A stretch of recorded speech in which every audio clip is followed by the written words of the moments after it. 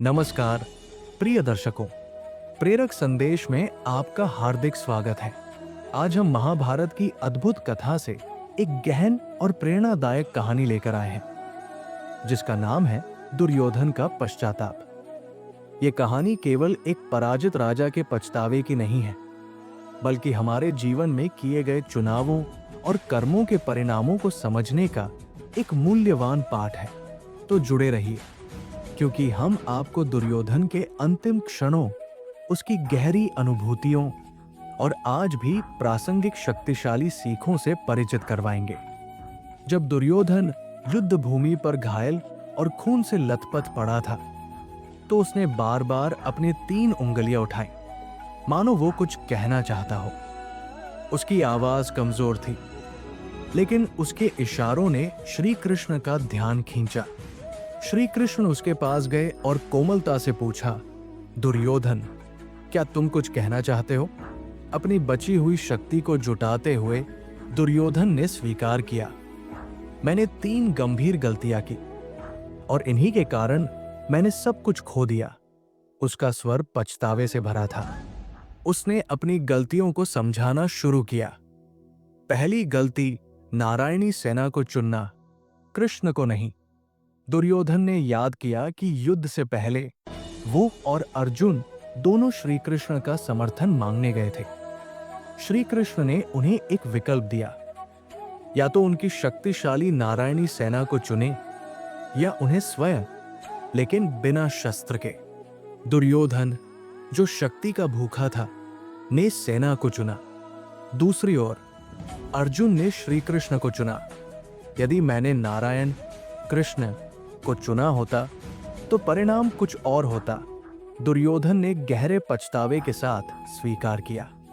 दूसरी गलती, मां गांधारी की आज्ञा न मानना। दूसरी गलती थी अपनी मां गांधारी की आज्ञा का पालन न करना।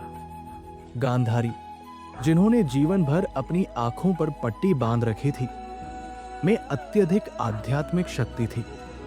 उन्होंने दुर्योधन को आदेश दिया था कि वो उनके सामने बिना कपड़ों के आए, ताकि वे अपने पूरे शरीर को अभेद्य बना सकें। लेकिन दुर्योधन ने लज्जा और घमंड के कारण अपने निचले हिस्से को पत्तों से ढक लिया। यही कारण था कि उसकी जांघें कमजोर रह गई और अंततः उसकी पराजय हुई। यदि मैंने अपनी मां की बात मानी होती तो कोई मुझे पराजित नहीं कर सकता था, उसने दुख के साथ कहा। तीसरी गलती, युद्ध क्षेत्र में देर से प्रवेश करना। दुर्योधन ने बताया कि उसकी तीसरी और अंतिम गलती युद्ध में देर से शामिल होना थी। उसने अपनी सेना का नेतृत्व करने के बजाय दूसरों पर निर्भर रहकर लड़ाई लड़ी। यदि मैंने युद्ध में पहले ही नेतृत्व किया होता तो शायद मैं स्थिति को समझ सकता और अपने भाइयों और मित्रों को बचा सकता, उसने दुआ भरे स्वर में कहा। श्री कृष्ण ने दुर्योधन की बातों को धैर्यपूर्वक सुना।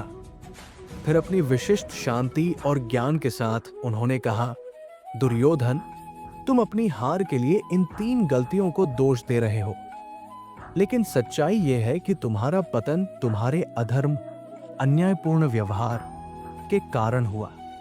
तुम्हारे कर्म, विशेष रूप से अपने ही परिवार की बहू द्रौपदी का चिरहरण ने तुम्हारे भाग्य को लिखा। तुम्हारा पतन इन गलतियों की वजह से नहीं, बल्कि धर्म के प्रति तुम्हारे अनादर के कारण हुआ।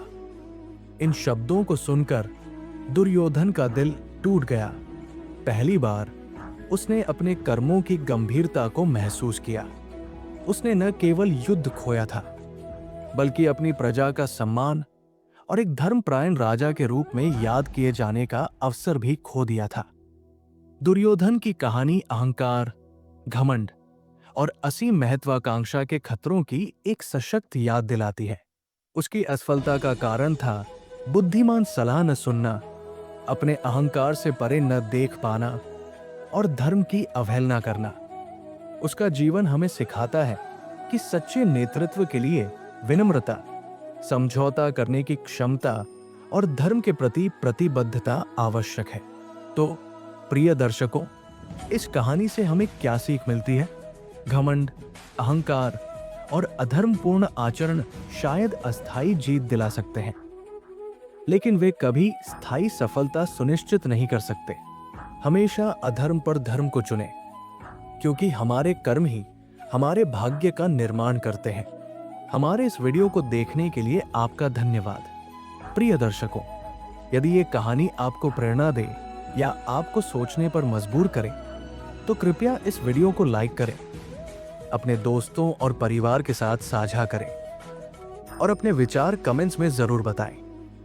और हाँ, प्रेरक संदेश को सब्सक्राइब करना न भूलें, ताकि आप ऐसी ही और भी प्रेरणादायक कहानियां और अनमोल सबक देख सकें। अगली बार फिर मिलेंगे, तब तक प्रेरित रहें और सकारात्मकता फैलाते रहें।